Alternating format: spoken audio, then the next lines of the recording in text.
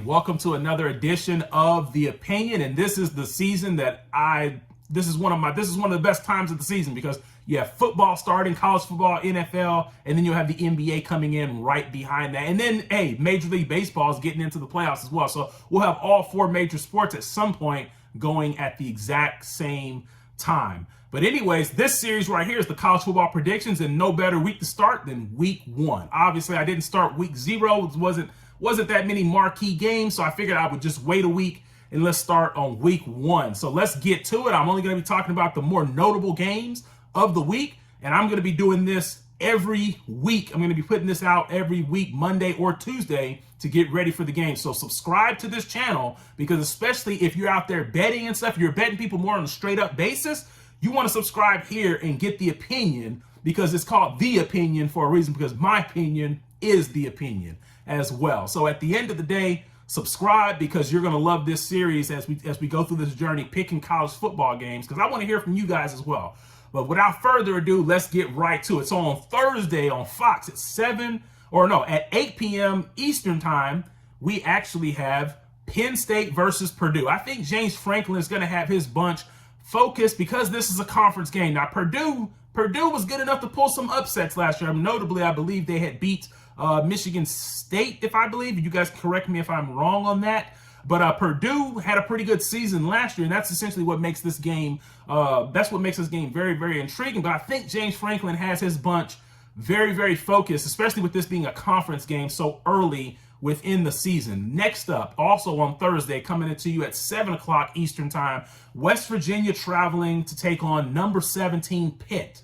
So this is, these two schools are very, very close to each other as well. This is an old Big East rivalry back in the day for any of you guys who watch college football during the days of the Big East in football, which is essentially no longer. So you have West Virginia taking on Pitt. And the question you have to ask yourself with Pitt is, okay, I know they have a good coach in Pat Narduzzi, but can Pat Narduzzi replace what he had in Kenny Pickett and Jordan Addison? Because that is a heck of a lot of production on the offensive side of the ball to now not have either one of those guys. Plus, your offensive coordinator from last year, Mark Whipple, is now in Nebraska, coaching up Nebraska. So for Pat Narduzzi, that is 3 big blows that he lost off of last year's team. And then with West Virginia, they actually get JT Daniels over from Georgia. If he can stay healthy, I think he can put together a pretty good season for himself if he can happen to stay healthy, because I think JT Daniels is going to give West Virginia a passing attack that they haven't had in the last 3 or 4 years from the last quarterback that they had. So in this particular matchup, although West Virginia is unranked and Pitt is, I'm taking West Virginia because I believe that West Virginia has a little bit more on offense just because I trust the talent of JT Daniels, assuming that he stays healthy. Now, Pitt, they will pose a problem defensively, but what do they do offensively? You still have to be able to score the ball. So with that being said, I'm taking West Virginia in the week 1 upset over Pitt. On Saturday at 3:30 Eastern time on ESPN, I believe it is, number 23, Cincinnati taking on Arkansas. And essentially, Arkansas has gotten additions from former Oklahoma receiver Jaden Hazelwood, and then they still have quarterback KJ Jefferson. Now, Cincinnati, the same thing like Pitt. They lost quite a bit. They lost a quarterback, Desmond Ritter.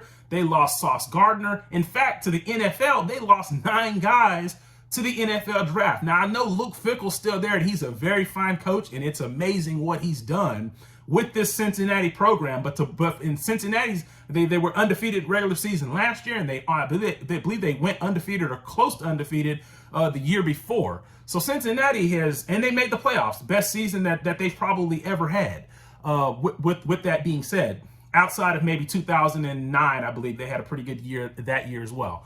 But essentially, Cincinnati, if KJ Jefferson has improved his passing game, I have to roll with the Hogs of Arkansas because I think it's just going to be a little bit too much for Cincinnati because they lost so much and they're playing a tough game very, very early. And I heard that KJ Jefferson has improved his passing game, and essentially his wide receiver targets are a whole lot better than what he had a year ago with the addition of Jaden Hazelwood. So I'll take Arkansas in that one.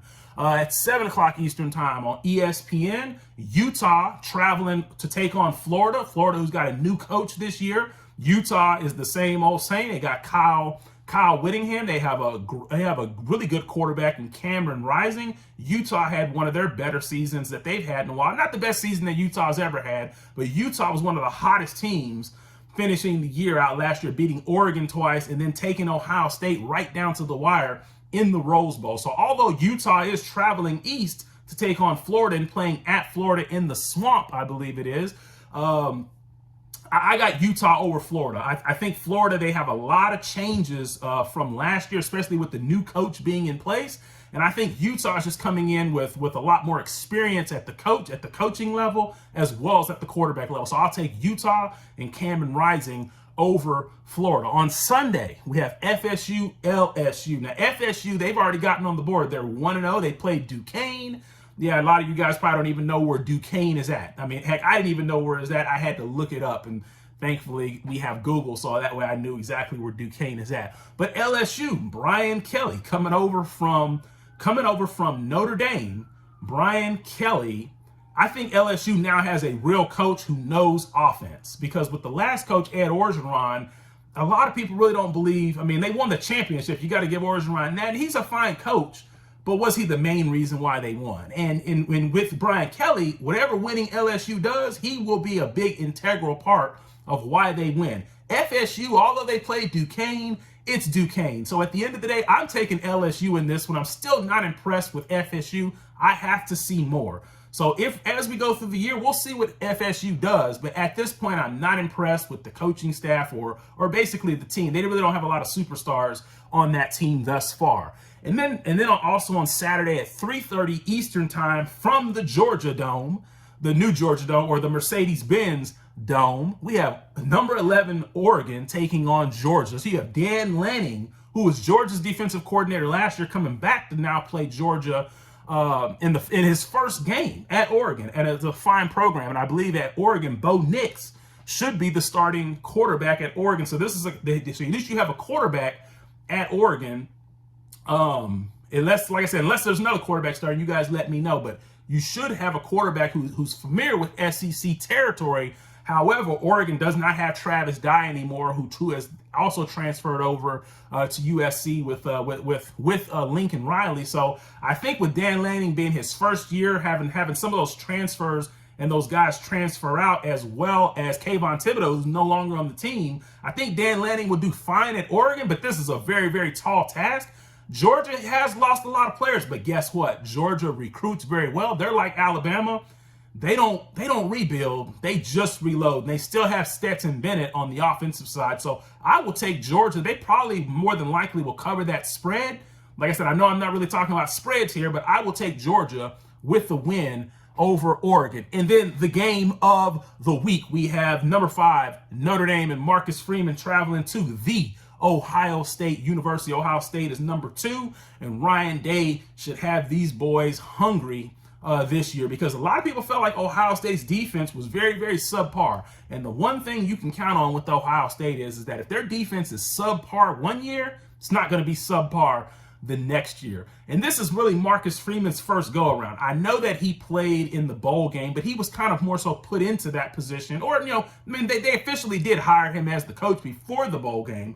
But, Brian Kelly had left in between the last game and the bowl game, and he was put into that position. They lost to Oklahoma State. But this right here is really Marcus Freeman's first go-around. And once again, I think Marcus Freeman will do well at Ohio. I think he'll do well at Notre Dame, pardon me. However, this is a very tall task for Marcus Freeman.